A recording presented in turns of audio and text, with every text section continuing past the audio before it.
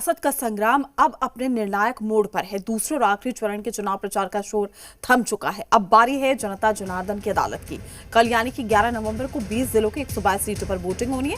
इन सीटों पर कई दिग्गज नेताओं की प्रतिष्ठा दांव पर है। दूसरे चरण में पश्चिम और पूर्वी चंपारण, शिवहर, सीतामढ़ी, मधुबनी, सुपौल, अररिया, किशनगंज, पूर्णिया, कटिहार, भागलपुर, बांका, जमुई, नवादा, गयाजी, जहानाबाद, अरवल, औरंगाबाद, रोहतास और कैमूर जिले की 122 सीटों पर मतदान होने हैं। यहाँ पर 1302 उम्मीदवार मैदान में हैं।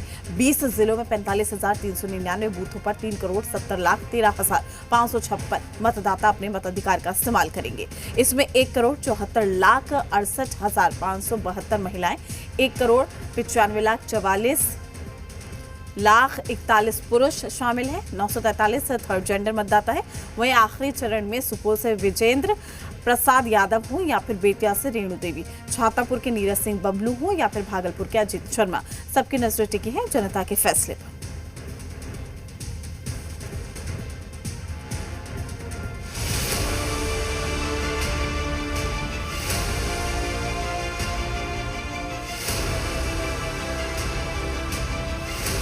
बिहार में चुनावी शोर थम चुका है। अब आखिरी दौर के वोटिंग का इंतजार है। एक दिन के बाद 11 नवंबर को बिहार में 20 जिलों की 122 सीटों पर वोटिंग हुई। बिहार चुनाव प्रचार में पक्ष विपक्ष के दिग्गजों ने पूरी जान फूंकी। 9 नवंबर को चुनाव प्रचार अपने चरम पर रहा। पक्ष विपक्ष के दिग्गजों ने बिहार में आखिरी दांव लगा दिया। सहरसा से अमित शाह ने लालू परिवार को टारगेट किया। मुझे बताओ, चारा घोटाला किसने किया था?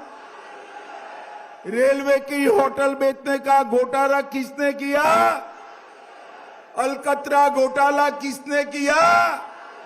नौकरी के बदले में जमीन लेने का घोटाला किसने किया? अरे 20 साल हो गए नीतीश बाबू को और 11 साल हो गए नरेंद्र मोदी को। कोई चार आने का भी भ्रष्टाचार का आरोप नहीं लगा पाया है, नहीं लगा। बिहार चुनाव में योगी आदित्यनाथ डिमांड में रहे। बिहार में भी योगी आदित्यनाथ की दीवानगी देखी गई। यही वजह है कि बाबा योगी ने एनडीए के पक्ष में खूब पसीने बहाए। 9 नवंबर को योगी आदित्यनाथ ने राम मंदिर का पासा फेंका। कांग्रेस और आरजेडी को रामद्रोही बताया। कांग्रेस के लोग बोलते थे कि राम मंदिर कभी नहीं बन पाएगा। आरजेडी के लोगों ने राम मंदिर की रथ यात्रा को रोका था। इनका सहयोगी उत्तर प्रदेश में समाजवादी पार्टी राम भक्तों पर गोली चलाती है।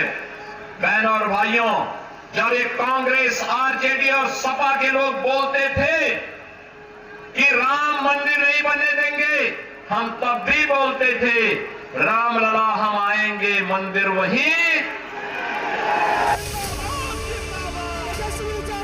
वहीं महागठबंधन के मुख्यमंत्री उम्मीदवार तेजस्वी यादव बिहार चुनाव के मोर्चे पर डटे रहे। एक दिन में 17 रैलियां की।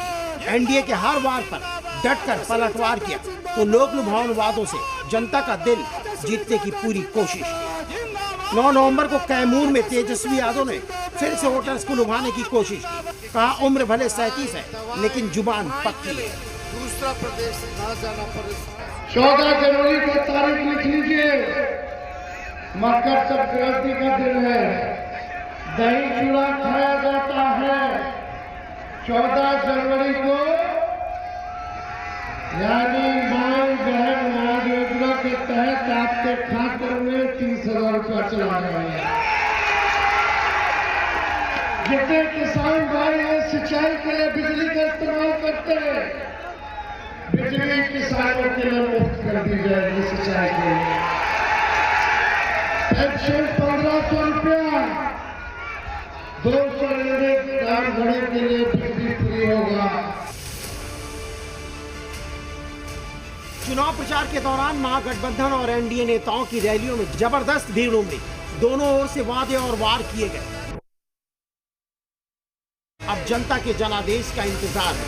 देखना होगा 14 नवंबर को बिहार किसे चुनता है। ब्यूरो रिपोर्ट, जी मीडिया।